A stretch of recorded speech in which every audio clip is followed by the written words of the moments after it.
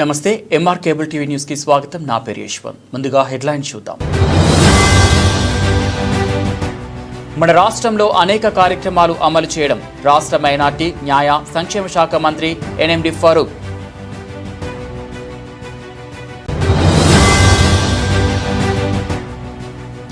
నంద్యాల పట్టణంలో ప్లాస్టిక్ కవర్లు నిషేధించాలని వ్యాపారస్తులకు నోటీసులు.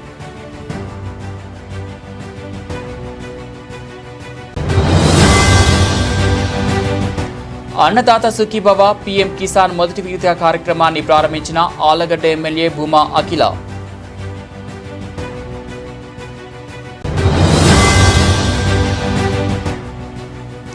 మెప్మా కార్యాలయాన్ని పరిశీలించిన share machine manager Adinarayana.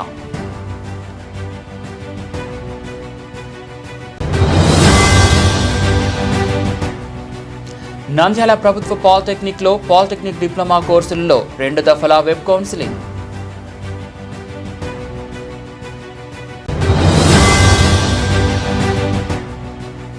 Srisailam ఆలయంలోని స్వామివారి హుండీలో పరిచారకుడి నగదు చోరీ.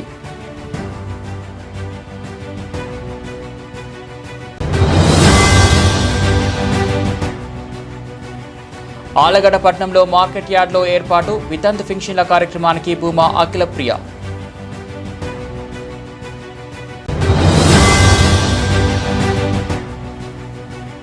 మందనూరు గ్రామంలో దారుణం, 13 ఏళ్ల బాలికపై దూరపు బంధువు అత్యాచారం. రైతుల సంక్షేమమే ప్రభుత్వ ధ్యేయమని, రైతుల సంక్షేమం కోసం దేశంలో ఎక్కడా లేని విధంగా మన రాష్ట్రంలో అనేక కార్యక్రమాలు అమలు చేయడం జరుగుతుందని రాష్ట్ర మైనార్టీ న్యాయ సంక్షేమ శాఖ మంత్రి ఎన్ఎండి ఫరూక్ పేర్కొన్నారు.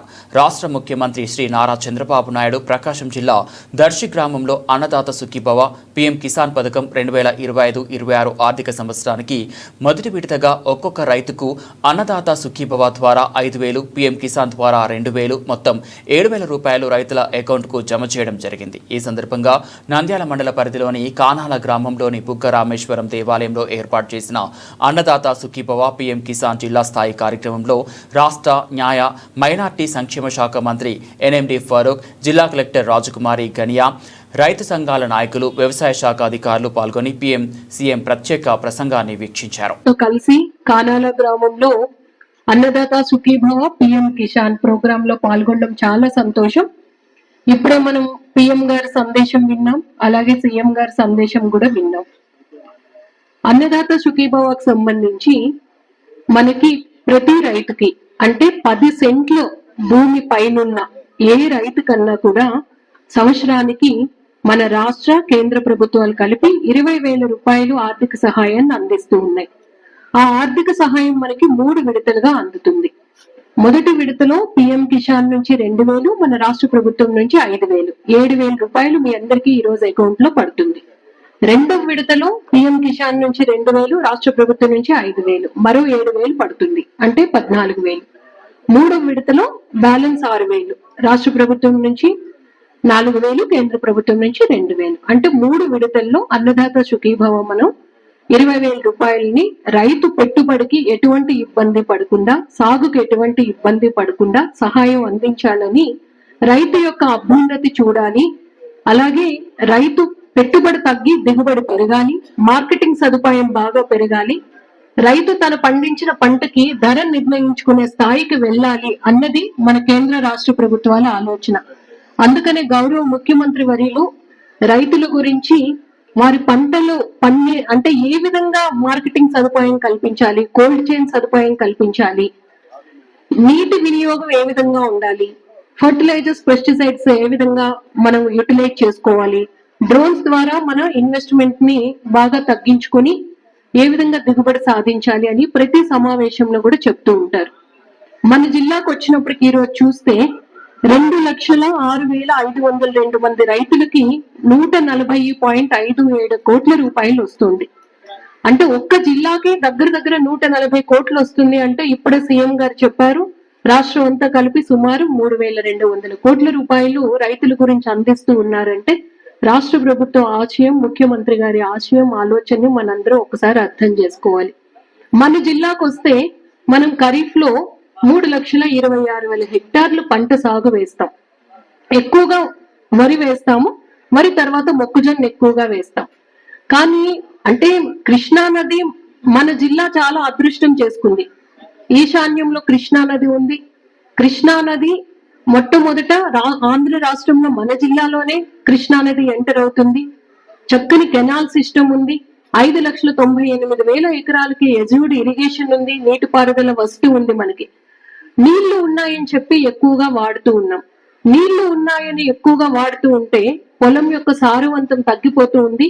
మైక్రో న్యూట్రియంట్స్, సూక్ష్మ పోషకాలన్నీ కూడా రన్ ఆఫ్ అయిపోతాయి. దాని వలన రోజు రోజుకి సారవంతం తగ్గి దిగుబడి తగ్గుతుంది. ఎంత మోతాదులో నీటిని ఉపయోగించాలో అంతవరకు మాత్రమే నీటిని ఉపయోగించుకోవాలి. దాని ద్వారా మనకు ఉపాధి కలగాల, కొన్ని పరిశ్రమలు రావాలా, కొన్ని విద్యా సంస్థలు రావాలా. కాబట్టి దానికోసం అమరావతి డెవలప్ చేస్తా ఉన్నాం. ఇప్పుడు ఈరోజు అమరావతిలో ఎవరైనా వచ్చినప్పుడు మా బయట నుంచి వచ్చిన అన్ని ఫెసిలిటీస్ కావాలి కదా. 5 స్టార్ హోటల్స్ కావాలా, అవుటర్ రింగ్ రోడ్డు కావాలా, ఇండస్ట్రీస్ రావాలంటే మీరు కష్టపడాలా. నేను సింగపూర్ పోయి 4 రోజులు ఎదుర్కొన్నారు ముఖ్యమంత్రి గారు. మన ప్రాంతంలో ఉపాధి కలగాల. దాదాపు 20 లక్షల మందికి నేను ఉపాధి కలిగిస్తా అని చెప్పడం జరిగింది. దాని కాన్సెప్టే, దానికోసమే ఆయన ప్రయత్నం చేస్తా ఉన్నారు. ఈ రోజు డిఎస్సీ చూస్తే పిల్లలంతా కానిస్టేబుల్ ఉద్యోగాలు వచ్చినాయి. చాలా సంతోషం. ఈ రోజు కొంచెం దాదాపు 6,700 మంది మొత్తం కానిస్టేబుల్ అయినారంటే అందులో 1000 మంది మా ఆడబిడ్డలు వచ్చినారు. ఏ రకంగా వచ్చినారు? కాబట్టి తెలుగుదేశం ప్రభుత్వం వచ్చిన తర్వాత ఈ రోజు రిక్రూట్మెంట్ జరిగింది. ఈ రోజు వాళ్ళకంతా ఉపాధి కలిగింది, ఉద్యోగాలు వచ్చినాయి. ఈ రకంగా పార్టీ ముందుకు పోతా ఉంది. ఈ రోజు మనం రైతులు నంద్యాల పట్టణంలో ప్లాస్టిక్ కవర్లు నిషేధించాలని వ్యాపారస్తులకు నోటీసులు ఇవ్వడం జరిగిందని, అదేవిధంగా ఎవరైనా కానీ వ్యాపారస్తులు ప్లాస్టిక్ కవర్లు వాడితే వారిపై జరిమానా విధించడం జరుగుతుందని మున్సిపల్ కమిషనర్ శేషన్న పేర్కొన్నారు. ఈ సందర్భంగా సచివాలయం సిబ్బంది మార్కెట్లో వ్యాపారస్తుల వద్ద ప్లాస్టిక్ కవర్లపై దాడులు నిర్వహించారు. అదేవిధంగా వాహనంలో షాపుకు కావాల్సిన వస్తువులను తీసుకెళ్లడంతో సచివాలయ సిబ్బందికి అనుమానం వచ్చి వాహనాన్ని తనిఖీ చేయగా ప్లాస్టిక్ కవర్లు ఉండటంతో వాటిని మున్సిపాలిటీ కార్యాలయంలో ప్లాస్టిక్ కవర్లను అధికారులకు అందజేయడం జరిగింది. ఈ సందర్భంగా వారు మాట్లాడుతూ నంద్యాల పట్టణంలో ప్లాస్టిక్ కవర్లను నిషేధించాలని కమిషనర్ ఆదేశించారని, వ్యాపారస్తులకు నోటీసులు ఇవ్వడం జరిగిందని, ఎవరైనా కానీ ప్లాస్టిక్ కవర్ వాడితే వారిపై కఠిన చర్యలు తీసుకోవడం జరుగుతుందని, అదేవిధంగా జరిమానా కూడా విధించడం జరుగుతుందని తెలిపారు. ఆదేశాల మేరకు ఈ సింగిల్ యూజ్ ప్లాస్టిక్ కవర్ల బ్యాన్ పైన కఠినమైనటువంటి చర్యలు తీసుకోవడం జరుగుతుంది. ఇలాగే ప్రతి షాపులకు నోటీసులు ఇవ్వడం జరుగుతుంది. ఇందులో భాగంగా మనకు పాత బస్తీలో వాహనాన్ని తనిఖీ చేయగా సుమారుగా 75 కేజీల ప్లాస్టిక్ సంచులు మనము బ్యాన్ చేయడం జరిగింది. కాబట్టి ఇదే విధంగా ప్రతి షాపుల పైన, ప్రతి అంగళ్ళ పైన కూడా మనకి తనిఖీ చేసి వాటిపైన కఠిన చర్యలు తీసుకోవడం జరుగుతుంది. దయచేసి ప్రజలు, షాపులు అందరూ కూడా సహకరించి ఈ సింగిల్ యూజ్ ప్లాస్టిక్ ని బ్యాన్ చేయాలి, అరికట్టాలి, ప్లాస్టిక్ కవర్ ని మనము నిషేధించాలి అనేటువంటి ఒక ఉద్దేశంతో పర్యావరణ పరిరక్షణలో భాగంగా కమిషనర్ గారి ఆదేశాలను తూచా తప్పకుండా మనం పాటించడంలో భాగంగా సచివాలయ సెక్రటరీలు, మేస్త్రీలు, అలాగే శానిటరీ ఇన్స్పెక్టర్ల సూచనల మేరకు ఈ దాడులు నిర్వహించి మనకి ఈ దాడులను ఇదే విధంగా మనం కంటిన్యూ చేసి ప్లాస్టిక్ ని అరికట్టడంలో భాగంగా కృషి చేస్తున్నామని చెప్పేసి తెలియజేయడం.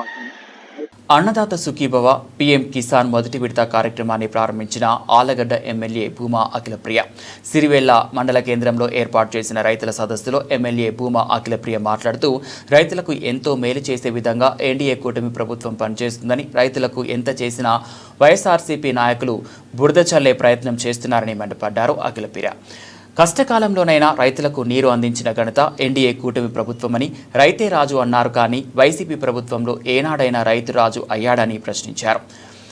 రైతులకు అవసరమైన క్రిమిసంహారక మందులు అందుబాటులో ఉంటాయని, అలాగే రైతులు ఉపయోగించే డ్రోన్లు ఉన్నాయని రైతులకు సూచించారు ఆలగడ్డ ఎమ్మెల్యే భూమా అఖిలప్రియ.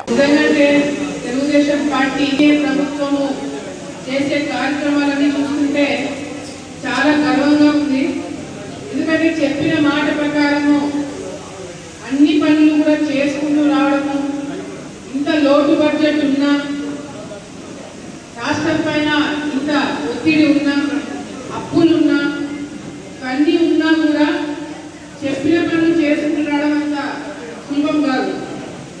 కానీ ఈరోజు మేము ఇచ్చిన మాట ప్రకారం రాష్ట్రాన్ని ఏ విధంగా బాగుపరచాలా, రాష్ట్రాన్ని ఏ విధంగా ముందుకు తీసుకెళ్లాలనే దిశలో మేమందరం కూడా కృషి చేస్తున్నాము.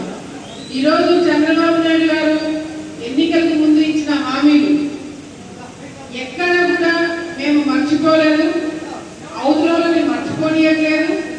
మీరు కూడా గుర్తుపెట్టుకునేలాగా ఈరోజు మేము పనులు చేస్తున్నాము. పెన్షన్లు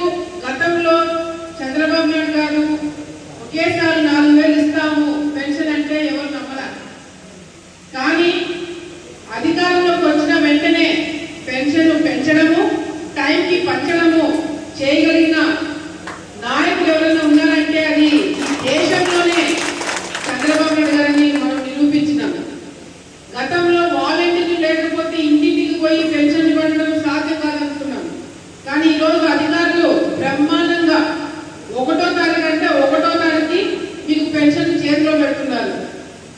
ఈరోజు అధికారులు కూడా గతంలో టైంకి జీతాలు వేయకుండా వాళ్ళని ఇబ్బందులు పెట్టినారు. ఈరోజు చంద్రబాబు నాయుడు గారు అధికారంలోకి వచ్చిన తర్వాత అధికారులని జీతాలు కరెక్ట్ టైంకి వేయడం వల్ల వాళ్ళు కూడా ఉత్సాహంగా పనిచేస్తున్నారు. మా కుటుంబాలు ఇబ్బంది పెట్టకుండా చంద్రబాబు నాయుడు గారు చూసుకుంటారు, ఈ ప్రభుత్వం మమ్మల్ని చూసుకోగలుగుతుంది అనే ఒక నమ్మకంతో వాళ్ళు కూడా ఈరోజు కష్టపడి పనిచేస్తున్నారు. లేకపోతే ఇంటింటికి ఈ విధంగా వెళ్ళి పెన్షన్లు పెట్టడం సాధ్యం కాదు. రైతులు రాజవుతారని చెప్పి గతంలో వైసీపీ నాయకులు మాట్లాడినారు. ఏడైనా రాజులు రైతులు ఏడైనా రాజులు అయినట్టుగా గత 5 సంవత్సరాలు చూసినామా? మనము ఎక్కడా కూడా లేదు. కానీ ఈరోజు చంద్రబాబు నాయుడు గారు వచ్చిన తర్వాత మధ్యలో ఆగిపోయిన ప్రాజెక్టులన్నీ పూర్తి చేస్తున్నాం. అటు తెలుగుగా కానీ కేసీ కెనాల్ కానీ రైతులు ఇబ్బంది పడకుండా అన్ని విధాలుగా కూడా చర్యలు తీసుకుంటున్నాం. మీకు గుర్తుందో లేదో, మనము ఈ ప్రభుత్వం రాకముందు వైసీపీ ప్రభుత్వం ఉన్నప్పుడు కేసీ కెనాల్కి తెలుగుకి నీళ్లు రావట్లేదని చెప్పి రైతులందరూ ధర్నా చేస్తాం, గుర్తుందా?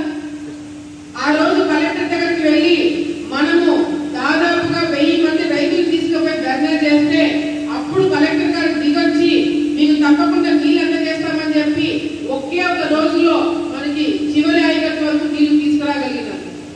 కలెక్టర్ వింటారు. ఒక ఫోన్ కొట్టి ఎమ్మెల్యే స్థాయిలో లేదంటే ఎమ్మెల్సీ స్థాయిలో లేదంటే సాగునీటి సలహాదారు స్థాయిలో వాళ్ళు చెప్పాలనుకుంటే చేసేవాళ్ళు. కానీ రైతు సమస్యలు గాలికి వదిలేస్తున్నారు, రైతుల్ని రోడ్డు మీద తీసుకొచ్చినారు. ఆ రోజు రైతు మా ఇంటి తలుపు తట్టారు కాబట్టే కలెక్టర్ దగ్గరికి పోయినాము, రైతు సమస్యల గురించి మాట్లాడినాము. ఎక్కడో అధికారులు తుంగభద్రలో నీళ్లు దాచిపెట్టుకుంటే తుంగభద్ర నుంచి నీళ్లు రిలీజ్ చేయించుకొని మనకు కేసీ కెనాల్ రైతులని ఆదుకోవడం జరిగింది. కానీ ఆ రోజు ఎమ్మెల్యేలుగా వైసీపీ నాయకులు ఉన్నా కూడా కట్ట మీద తిరగలేకపోయినారు, రైతులు కలవలేకపోయారు. ఆ రోజు సాగునీటి సలహాదారులు ఎవరు? గంగుల ప్రభాకర్ రెడ్డి గారు. ఆయన దగ్గరికి వెళ్ళి రైతులు నీళ్లు అడిగితే ఆకాశం వైపు చూపించి వర్షాలు పడతాయి, వర్షాలు వచ్చినప్పుడు నీళ్లు వాడుకోండి అని చెప్పినాడు. కానీ ఈరోజు చంద్రబాబు నాయుడు గారు కావచ్చు, స్థానికంగా ఉన్న మేము కావచ్చు, కేసీ కెనాల్ నీళ్లు కావచ్చు, తెలుగుగంగ నీళ్లు కావచ్చు, ఏ ప్రాంతంలో అయినా సరే నీళ్లు చివరి ఆయకట్టు వరకు తీసుకురావడానికి మేమందరం కూడా కృషి చేస్తున్నాం. నంద్యాల మున్సిపాలిటీ కార్యాలయంలో ఉన్న మెప్మా కార్యాలయాన్ని షేర్ మిషన్ మేనేజర్ ఆదినారాయణ రావడంతో మెప్మా సిబ్బంది ఘనంగా స్వాగతం పలికారు. అనంతరం వారిని ఘనంగా సత్కరించారు. సందర్భంగా కార్యాలయాన్ని ఆదినారాయణ పరిశీలించారు. సిబ్బందితో వారి సమస్యలను అడిగి తెలుసుకున్నారు. అలాగే కార్యాలయంలో అన్ని వస్తువులు ఉన్నాయా లేవా అంటూ ఆరా తీశారు. అనంతరం వారు మాట్లాడుతూ విజయవాడ నుంచి రావడం జరిగిందని, మెప్మా కార్యాలయంలో వసతులు ఉన్నాయా లేవా, నూతన బిల్డింగ్ నిర్మించినారా, వాటిలో వసతులు ఉన్నాయా లేవా పరిశీలించడం జరుగుతుందని, ఈ సందర్భంగా నంద్యాల పట్టణంలో ఉన్న మెప్మా కార్యాలయాన్ని పరిశీలించడం జరిగిందని, ఇక్కడ అన్ని వసతులు ఏర్పాటు చేయడం జరిగిందని, అదేవిధంగా జరగబోయే పొదుపులు అయితే ఏమి, చేతి వృత్తుల పనులు అయితే ఏమి, మహిళల్లో ఉన్న చైతన్యాన్ని వెలుగు చేయడంతో పాటు కలెక్టర్ అదేవిధంగా మినిస్టర్ని కలిసి ఎలా చేయాలి, రాబోయే రోజుల్లో వారికి జరగబోయే అభివృద్ధి పనులను వారికి వివరించాలని తెలిపారు. ఓకే, నమస్కారం అండి. నా పేరు ఆదినారాయణ. నేను state mission manager, Vijayawada head ఆఫీస్లో ఉంటాను. నేను ఇన్స్టిట్యూషన్ బిల్డింగ్, స్వచ్ఛంద్ర, స్వర్ణాంధ్ర ఇలాంటి మొత్తం కార్యక్రమాలు చూస్తూ ఉంటాము. ఈరోజు గౌరవ మిషన్ డైరెక్టర్ గారు ఏవైతే రాష్ట్రంలో కొత్త ఆఫీసులు ఓపెన్ చేశాము, కొత్త జిల్లాల్లో అన్ని కొత్త ఆఫీసులు ఓపెన్ చేశాము. అందులో భాగంగా నేను నంద్యాలలో పీడీ ఆఫీస్ను చూడడానికి విజిట్ చేయడం జరిగింది.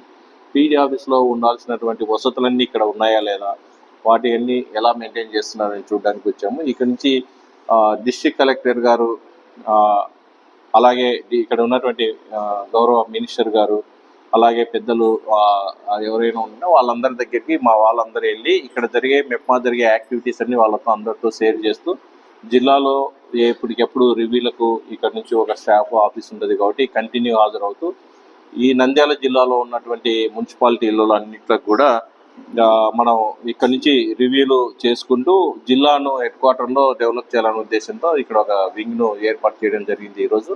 మరి జిల్లాలో మొత్తం 6 మున్సిపాలిటీలు ఉంటాయి. ఈ 6 మున్సిపాలిటీలు వచ్చేసి ఒకటి ఇక్కడ మనకు ఆళ్ళగడ్డ ఒకటి వస్తుంది, నందికొట్కూరు ఒకటి వస్తుంది, మెయిన్ నంద్యాల హెడ్ క్వార్టర్ ఎటు నంద్యాల హెడ్ క్వార్టర్ వస్తుంది, అలాగే డోన్ వస్తుంది, బేతంచెర్ల వస్తుంది, ఈ ఆత్మకూరు అనేది ఈ 6 మున్సిపాలిటీలు ఇక్కడ ఈ డిస్ట్రిక్ట్ హెడ్ క్వార్టర్ నుంచి మానిటరింగ్ చేయడం జరుగుతుంది. ఇదివరకు కర్నూలులో ఉన్నవారు. ఇక్కడికి ఒక సపరేట్ పీడీని కూడా తొందరలోనే అలొకేట్ చేస్తాము, పర్మనెంట్ పీడీని. ఇప్పుడు ఇన్ఛార్జ్ పీడీగా మన గౌరవనీయులు ఆసిఫ్ ఖాన్ గారు ఇక్కడ ఇన్ఛార్జిగా ఉండి చూస్తారు. అలాగే ఈ ఆఫీస్ సెటప్లో మేము ఒక జూనియర్ స్టూడెంట్ను, ఒక ఆఫీస్ అటెండర్ను, వీళ్ళందరినీ మన టీఈలు ఒక 4 ఉండాలా ప్రతి ఆఫీస్కి కూడా. మొదటగా అన్ని సబ్జెక్ట్ చూడడానికి ఈ మా టీఈను ఒకరిని ఇవ్వడం జరిగింది. ఈ విధంగా ఈ ఆఫీస్ను సక్సెస్ఫుల్గా రన్ చేస్తూ మెప్మా యాక్టివిటీస్ను ఏదైతే గౌరవ ముఖ్యమంత్రి వర్యులకు అనుగుణంగా, అలాగే మా పురపాలక శాఖ మంత్రివర్యులు నారాయణ గారు వారు ఇచ్చినటువంటి ఆదేశాలను గౌరవ ప్రిన్సిపల్ సెక్రటరీ గారు, ఎండి గారు ఇచ్చే అన్ని కూడా తూచా పట్టకుండా దీన్ని డెవలప్ చేస్తూ రాష్ట్రంలో వన్ ఆఫ్ ద బెస్ట్ డిస్ట్రిక్ట్గా తీసుకురావాలనే ఉద్దేశం ఏదైతే ఉందో తీసుకొస్తూ మెప్మా యాక్టివిటీస్ని అన్ని కంటిన్యూ చేస్తాము. మెప్మా ద్వారా చాలా రకరకాల 28 రకాల కొత్త యాక్టివిటీస్ని చేయడం జరిగింది గౌరవ ముఖ్యమంత్రి వర్యులు మినిస్టర్ అయిన తర్వాత. అందులో ర్యాపిడో అని, అలాగే స్మార్ట్ స్ట్రీట్ అని, తృప్తి క్యాంటీన్స్ అని, మహిళలందరినీ లైవ్లీహుడ్ యూనిట్లో ప్రత్యేకమైన ఒక లైవ్లీహుడ్ యూనిట్స్ చేయాలని ఈ సంవత్సరం 30,000 మందిని ఒక టార్గెట్ పెట్టుకొని ఈ కొత్త కార్యక్రమాలన్నీ చేయడం జరుగుతుంది.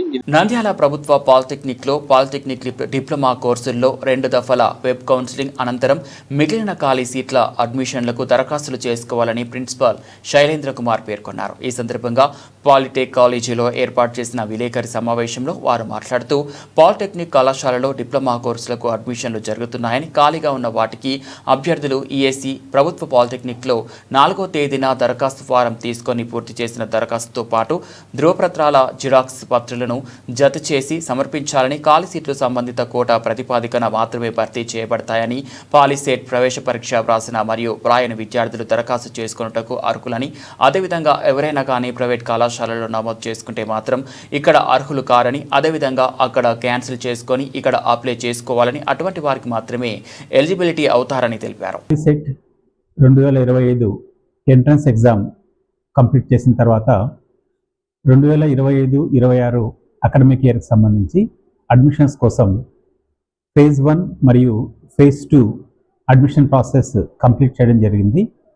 ఈ ప్రాసెస్ కంప్లీట్ అయిన తర్వాత ఇంటర్నల్ స్లైడింగ్ ద్వారా ఒక బ్రాంచ్ నుంచి ఇంకో బ్రాంచ్కి మారాలనుకున్నటువంటి విద్యార్థులు కూడా వేకెన్సీ సీట్స్ బట్టి ఇవ్వడం జరిగింది. ఈ ప్రాసెస్ అంతా కంప్లీట్ అయిన తర్వాత మిగిలిన సీట్స్ను స్పాట్ అడ్మిషన్స్ ద్వారా ఫిలప్ చేయడం జరుగుతుంది. ఈఎస్సీ గవర్నమెంట్ పాలిటెక్నిక్ నంద్యాలలో వేకెన్సీ పొజిషన్స్ చూస్తే సివిల్ ఇంజనీరింగ్లో 3 ఖాళీలు ఉన్నాయి, మెకానికల్ ఇంజనీరింగ్లో 18 ఖాళీలు ఉన్నాయి. వీటిని 5వ తారీఖు ఉదయం 10 గంటలకు స్పాట్ అడ్మిషన్ ద్వారా ఫిలప్ చేయడం జరుగుతుంది. ఈ అడ్మిషన్స్ కోసం ఎలిజిబిలిటీ చూస్తే ఎంట్రన్స్ రాసి ఎక్కడా కూడా అడ్మిషన్ తీసుకొని వాళ్ళు కానీ, లేదా ఎంట్రన్స్ రాయని వారు కూడా వీటికి అప్లై చేసుకోవచ్చు. కాకపోతే ఎంట్రన్స్ రాసి ర్యాంక్ పొందిన అభ్యర్థులకు ముందుగా ప్రిఫరెన్స్ ఇవ్వడం జరుగుతుంది. వాళ్ళ మెరిట్ ప్రకారంగా ఫిలప్ చేసిన తర్వాత ఇంకా ఏవైనా మిగిలితే అప్పుడు ఎంట్రన్స్ రాయకుండా 10th క్లాస్ పాస్ అయిన వాళ్లకు ఈ సీట్స్ ఇవ్వడం జరుగుతుంది. దీనికి సంబంధించి సర్టిఫికెట్స్ అన్నీ కూడా వాళ్ళు original certificates plus xerox set 5వ తారీఖు తీసుకొని రావాల్సి ఉంటుంది. ఎంట్రన్స్ రాసిన వాళ్ళు rank card, hall ticket, entrance రాయని వాళ్ళు 10th class mark list, 4th నుంచి 10th వరకు స్టడీ సర్టిఫికెట్స్, తర్వాత క్యాస్ట్ సర్టిఫికెటు, ఈడబ్ల్యూఎస్ సర్టిఫికెటు, అన్నిటికంటే ముఖ్యంగా ట్రాన్స్ఫర్ సర్టిఫికెట్ అనేది ఖచ్చితంగా తీసుకొని రావాలి. ఒరిజినల్ సర్టిఫికెటే యాక్సెప్ట్ చేస్తారు. ఎందుకంటే ఎంట్రన్స్ రాసి ర్యాంక్ తెచ్చుకొని వేరే కాలేజీల్లో సీటు పొందిన అభ్యర్థులు అక్కడ జాయిన్ అయి ఉంటే మాత్రం మనకి ఇక్కడ అడ్మిషన్ ఇవ్వరు.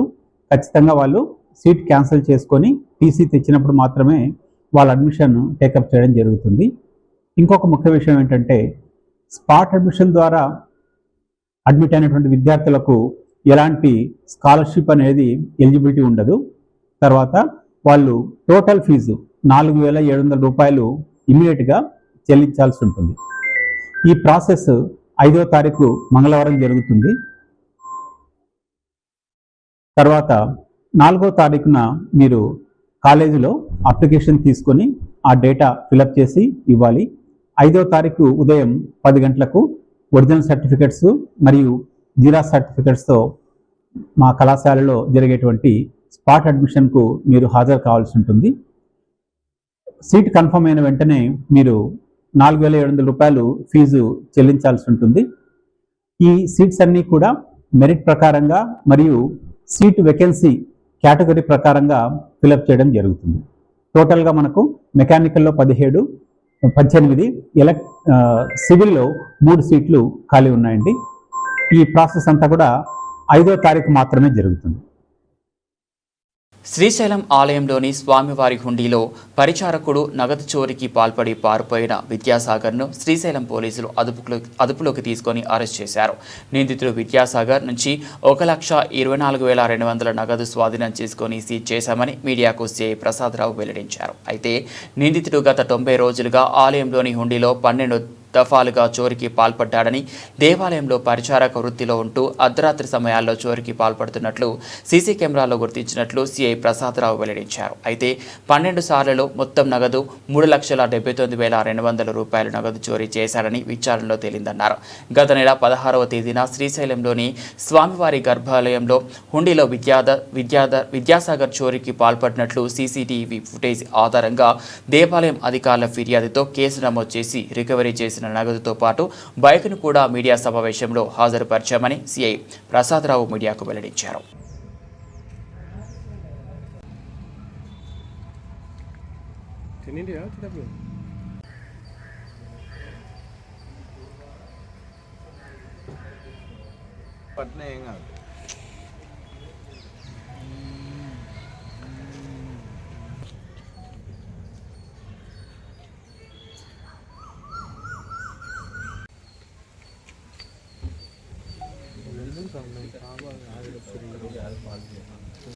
ఆలగడ్డ పట్టణంలో మార్కెట్ యార్డ్లో ఏర్పాటు వితంతు పింఛన్ల కార్యక్రమానికి హాజరయ్యారు భూమా అఖిలప్రియ.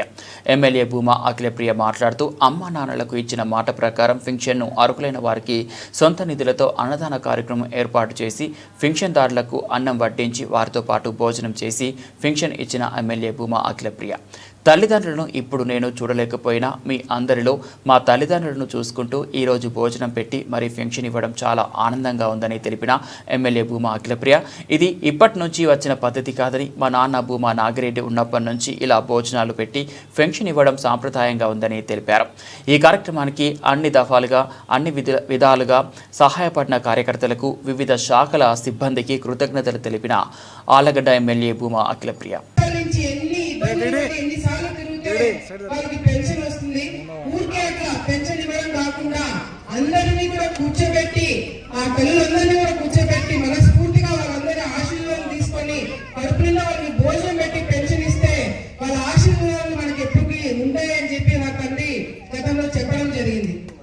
మరి అదేవిధంగా నేను మంత్రి ఉన్నప్పుడు కూడా కొత్త పెన్షన్ ఎంతమందికి వస్తాయని కూర్చోబెట్టి వాళ్ళందరికీ పెన్షన్ చేతిలో ఇవ్వడం అనేది మాకు కూడా చాలా తృప్తిగా ఇచ్చింది.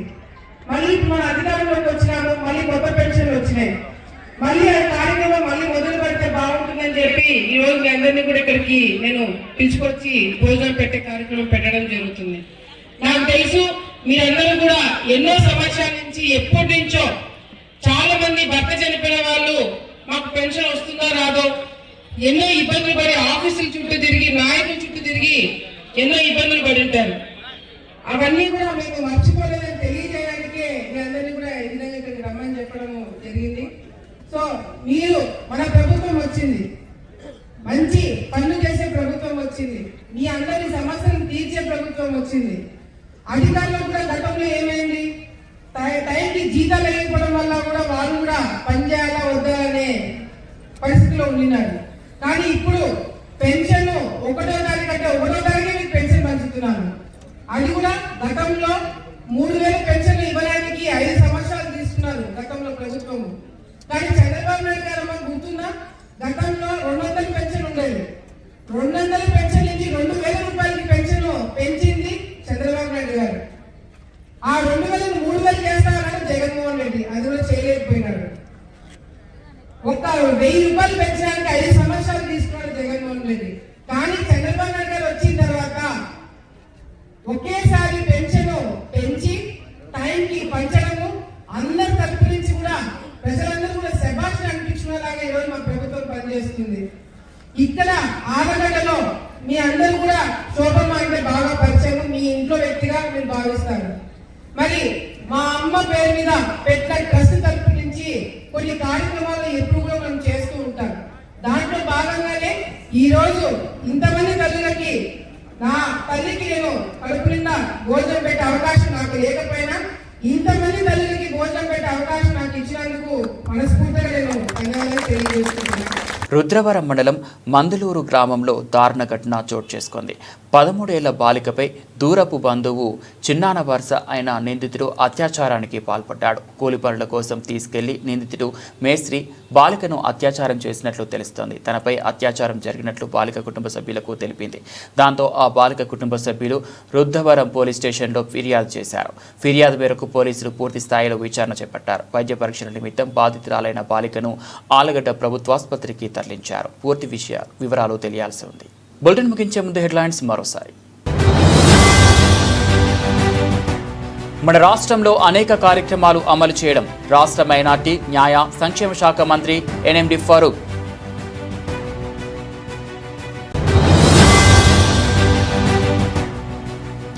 నంద్యాల పట్టణంలో ప్లాస్టిక్ కవర్లు నిషేధించాలని వ్యాపారస్తులకు నోటీసులు.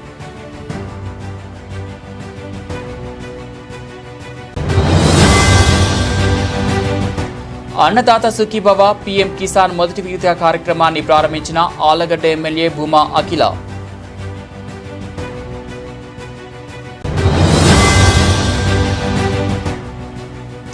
మెప్మా కార్యాలయాన్ని పరిశీలించిన share machine manager Adinarayana.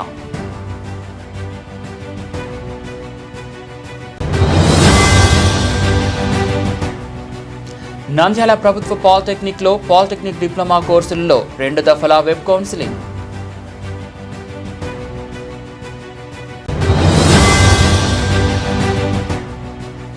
Srisailam ఆలయంలోని స్వామివారి హుండీలో పరిచారకుడి నగదు చోరీ.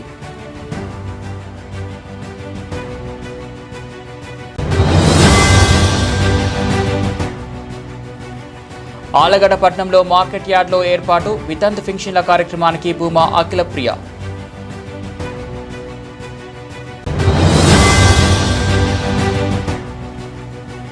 మందలూరు గ్రామంలో దారుణం, 13 ఏళ్ల బాలికపై దూరపు బంధువు అత్యాచారం. ఇవి బులెటిన్ అప్డేట్స్. మరో బులెటిన్లో మళ్ళీ కలుద్దాం.